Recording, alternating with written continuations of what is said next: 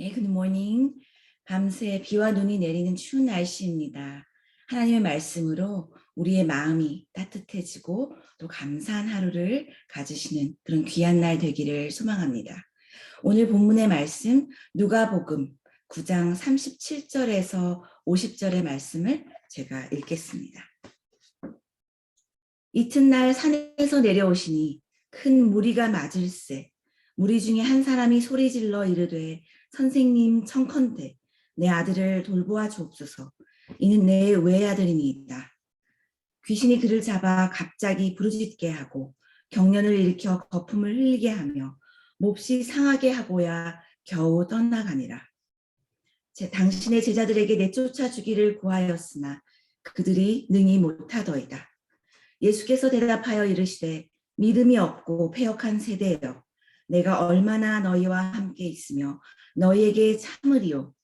내 아들을 이리로 데리러 오라 하시니 올 때에 귀신이 그를 거꾸로 뜨리고 심한 경련을 일으키게 하는지라. 예수께서 더러운 귀신을 꾸짖으시고 아이를 낫게 하사 그 아버지에게 도로 주시니 사람들이 다 하나님의 위엄에 놀라니라. 그들이 다 그 행하시는 모든 일을 놀랍게 여길세 예수께서 제자들에게 이르시되 이 말을 너희 귀에 담아두라. 인자가 장차 사람들의 손에 넘겨지리라 하시되 그들이 이 말씀을 알지 못하니 이는 그들로 깨닫지 못하게 숨긴 바 되었음이라. 또 그들은 이 말씀을 묻기도 두려워하더라. 제자 중에서 누가 크냐 하는 변론이 일어나니 예수께서 그 마음에 변론하시는 것을 아시고 어린아이 하나를 데려다가 자기 곁에 세우시고 그들에게 이르시되 누구든지 내 이름으로 이런 어린아이를 영접하면 곧 나를 영접하니요 또 누구든지 나를 영접하면 곧 나를 보내신 이를 영접하니라. 너희 모든 사람 중에 가장 작은 그가 큰 자니라. 요한이 여짜오되 어떤 사람이 주의 이름으로 귀신을 내쫓는 것을 우리가 보고 우리와 함께 따르지 아니함으로 금하였나이다. 예수께서 이르시되 금하지 말라. 너희를 반대하지 않는 자는 너희를 위하는 자니라 하시니라. 아멘. 하나님의 말씀입니다. 오늘 본문은 이튿날이라고 시작하면서 변화산의 그 영광스러운 역사가 바로 지난 밤에 이루어졌음을 기록하고 있습니다. 얼마나 그 사건이 생생한 일인지 그 엄청난 일이 어제 밤의 역사인 것을 기록함으로써 지금 예수님과 그 제자들이 어떤 마음의 상태일지 어떤 심경일지 상상해 보게 합니다. 예수님이 기도하시러 올라가실 때는 가장 가까운 제자 셋과 함께 동반하셨다가 이제 그 다음날 다시 마을로 내려오실 때는 아주 큰 무리와 마주하게 되는 것을 알 수 있습니다. 예수님이 그 근방에 계시다 하는 소식을 들은 많은 사람들이 모여든 것 같습니다. 그 무리 중에 한 사람이 소리를 질러 예수님께 호소하는 그런 상황이 펼쳐집니다. 내 아들을 돌보아 주옵소서. 이는 내 외아들입니다. 하면서 아버지로서 너무나도 안타까운 마음으로 고통 중에 있는 그 아들의 육신적인 상태, 영적인 상태를 설명하고 있습니다. 무엇보다도 그 외아들의 몸을 상하게 하며 괴롭히는 그 악한 영으로부터 노임을 받게 되기를 호소하고 있습니다. 그 아버지는 일찍이 제자들을 찾아왔던 것 같습니다. 40절 말씀에 당신의 제자들에게 내쫓아 주기를 구하였는데 그들이 능히 못하더이다 하고 말하고 있습니다. 이미 각 마을로 두루 다니면서 곳곳에서 복음을 전하며 또 병을 고치는 역사를 경험하고 있는 제자들이었는데 이 아들의 병은 고침을 받지 못한 것입니다. 그러나 그 아버지는 거기서 멈추지 않고 산에서 내려오시는 예수님을 기다렸다가 무리들 사이에서 소리를 질러 자신의 아들을 위해 예수님께 도움을 청한 것입니다. 그 아버지의 말을 들은 예수님이 41절에 말씀하시기를, 예수께서 대답하여 이르시되 믿음이 없고 패역한 세대여, 내가 얼마나 너희와 함께 있으며 너희에게 참으리요, 내 아들을 이리로 데리고 오라 하시니. 이 말씀은 예수님께서 제자들과 또 거기에 모여 있는 큰 무리를 향하여 선포하시는 말씀입니다. 예수님의 지상 사역이 이제 그리 오래 남지 않은 상황인데 제자들은 아직도 연약하고 또 예수님을 쫓아다니는 큰 무리들이 있지만 이들 또한 하나님의 은총이 필요한 상태임을 인지하시고 안타까운 마음으로 하시는 말씀입니다. 패역한 세대여라는 말은 쉽게 미혹되는 그런 무리를 말씀하시는 것입니다. 복음을 받았으면 그 말씀을 신실하게 붙들고 또 믿고 따라야 하는데 옳지 않은 것, 진리가 아닌 것, 복음이 아닌 것에 쉽게 미혹되어 흔들리는 백성들, 그리고 또 예수님의 제자들을 보며 모든 세대를 보며 안타까워서 하시는 말씀입니다. 내가 얼마나 너희와 함께 있으며 너희에게 참으리요. 예수님은 예수님의 시간이 길지 않음을 알고 있습니다. 제자들은 예수님의 순환에 대해 아직도 제대로 알아듣지도 못하고 깨닫지도 못하고 오히려 두려워하고 있지만 예수님은 믿음을 가지라, 미혹되지 말라, 악에서 떠나라, 때가 얼마 남지 않았다, 내가 언제까지고 너희와 이 땅에 함께 머물 수는 없다 하는 말씀을 강조하시려는 그 예수님의 마음인 것입니다. 그 아버지가 그 아들을 예수님 앞에 데리고 올 때 귀신이 또 한 번 그 아들을 괴롭힙니다. 그러나 예수님께서 그 더러운 귀신을 꾸짖으시고 아이를 낫게 하시니 사람들이 다 그 위엄에 놀라게 됩니다. 그러면서 하나님의 위엄에 놀랐다라고 기록하고 있습니다. 예수님이 큰 무리의 앞에서 행하는 이 모든 일이 특히나 악한 영을 꾸짖으시며 단번에 쫓아내시는 그 능력에 너무나 감동하여 예수님께 하나님의 위엄, 하나님이라는 명사, 테오스라는 호칭으로 예수님을 높여 부르는 것을 기록하고 있습니다. 아니 누구라도 악한 영을 꾸짖으시고 승리하시는 예수님을 볼 때 그분의 하나님 되심을 인정할 수밖에 없는 고백이었으리라 생각이 됩니다. 그러나 그 순간에 모두들 놀라 예수님을 높이며 경배하는 그 순간에 예수님은 제자들에게 중요한 말씀을 하십니다. 44절 말씀에 예수께서 제자들에게 이르시되 이 말을 너희 귀에 담아두라. 인자가 장차 사람들의 손에 넘겨지리라 하시되. 왜 이 순간에 사람들이 예수님을 하나님이라 높이시는 이 순간에 예수님은 제자들에게 인자가 순환을 받을 것을 다시 예고하시는 것일까요? 그리고 그것을 귀에 담아두라 하는 단서를 붙여서 말씀하시고 계시는 것일까요? 그 일이 예수님의 십자가의 사건이 반드시 이루어져야 할 사건인 것을 다시 한번 강조하는 그런 말씀이라 생각합니다. 주님은 이보다 더 큰 이적을 행하실 수 있는 하나님이시지만 나는 이 영광을 위해 이 땅에 머무를 수 없다. 아무리 내가 높임을 받고 사람들의 칭송을 받는다고 하여도 메시아로서의 부르심, 이 땅에 오신 이유, 그 소명은 반드시 이루어져야 한다라는 것을 제자들에게 다시 상기시키고 있는 것입니다. 그러나 제자들은 변화산에서 처음 예수님의 순환을 예고했을 때와 같이 이번에도 귀담아 듣지 않습니다. 여전히 알아듣지 못하고 깨닫지 못하고 다시 묻기도 두려워하였다라고 기록되어 있습니다. 그래서 45절 말씀에 숨긴 바 되었습니다 하는 말씀은 예수님이 이 세상 모든 백성을 위해 오셨지만 또 이 세상 모든 백성들에게 복음의 소식을 전하였지만 모두가 복음을 받아들인 것은 아니다라는 것입니다. 믿음은 믿고자 하는 간절한 마음을 가진 자에게 선물로 주시는 것처럼 십자가의 길에 대하여 알려주시고자 하여도 또 예수님이 가셔야 할 그 순환에 대해 예고를 하여도 아직 믿음의 준비가 되어 있지 않으므로 알아듣지 못하고 준비될 때까지 감추인 바 되었다라고 말씀하시는 것 같습니다.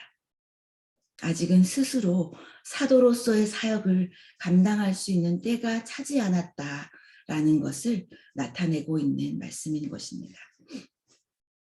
그러다 보니 이런 제자들 사이에서 변론이 일어나고 있습니다. 제자들 중에 누가 크냐 하는 그런 변론입니다. 예수님의 순환에 대한 그 예고는 깊이 이해하려고 하지 않으면서 메시아가 도래하여 세우실 나라에서는 누가 높은 인물이 될 것인가 하는 변론, 그런 말다툼이 벌어지고 있는 것입니다. 여기서 크다 하는 말은 원문에서 비교급으로 쓰여졌는데 그러니 그 의미가 우리 중에 누가 더 큰가, 누가 더 높은가, 누가 더 위대한가, 결국 누가 더 높은 자리를 차지할 것인가 하는 아주 유화적인 변론이 일어난 중에 예수님은 어린아이들을 그 앞에 딱 데리고 오시는 그런 모습이십니다. 예수님은 그 어린아이를 예수님의 옆에 세우시면서 누가 더 크고 누가 더 낮은가를 비교하지 않으시고 너희 모든 사람들 중에 가장 작은 그가 큰 자니라 하시며 갑작스럽게 어린아이의 비유를 들어 보여주십니다. 내 이름으로 이런 어린아이를 영접하는 것, 이런 어린아이 하나를 귀하게 여기는 것, 그것이 나를 영접하는 것이고 또 그것이 나를 보내신 이를, 나를 보내신 하나님을 영접하시는 것이다 하시며 그들의 그 말다툼을 종결시켜버리는 말씀을 하십니다. 결국 한 생명을 귀하게 여기는 자가 큰 자니라고 말씀하시는 것입니다. 제자들의 변론에서는 누가 더 큰 자니까 하며 그 비교급으로 기록이 되었다면 예수님의 결론에서는, 예수님의 답에서는 큰 자이다 하는 말은 비교급이 아닌 원급으로 기록이 되면서 단순히 가장 작은 자가 위대한 자다, 가장 겸손한 자가 위대한 자다 하시며 겸손의 가르침을 강조하시는 것입니다. 여기에서 우리가 다시 한번 예수님에 대해 알게 되는 것은 예수님은 누가 더 높으냐, 누가 더 잘하느냐 하며 우리의 우위를 비교하시는 분이 아니시고 그분 자신이 보여주신 삶과 같이 우리 모두가 섬김과 낮아짐의 진리를 깨달을 수 있도록 인도해 주시는 분이라는 것입니다. 다른 변론이 필요 없는 답입니다. 믿음 안에서 성숙한 신앙인이 되어갈 때 깨닫게 되는 겸손의 진리, 그것은 예수님이 본이 되어 보여주신 진리인 것입니다. 제자들의 성숙하지 못함이 49절에 또 드러나고 있습니다.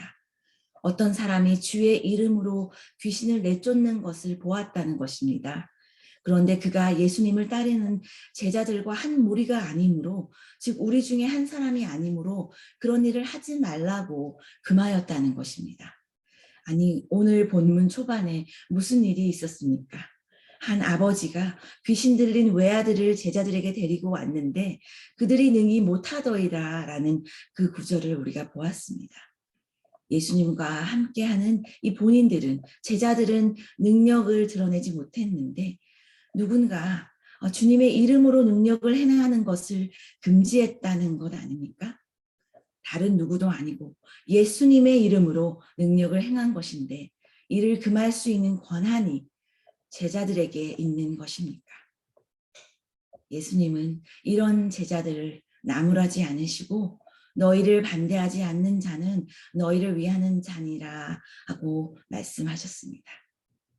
이것은 우리 모두의 존재의 목적이 하나라는 것입니다. 바로 하나님의 뜻을 행하는 것이 우리의 존재의 목적이라는 것입니다. 우리가 지금 예수님의 제자이냐, 그 이적을 행한 자가 우리 가운데 한 무리냐, 우리 무리 중에 한 사람이냐 하는 것이 중요한 것이 아니라 우리의 존재의 목적은 하나님의 뜻을 행하기 위하여 있는 자들이라 하는 것을 리마인드 시켜주시는 것입니다. 단지 예수님의 제자라는 것 자체가 특권이 아닙니다. 그것이 능력이 아닙니다. 예수님의 이름을 믿고 그 이름으로 행하는 것이 능력이고 바로 특권이 되는 것입니다. 네, 산에서 내려온 제자들은 현실과 부딪혔습니다.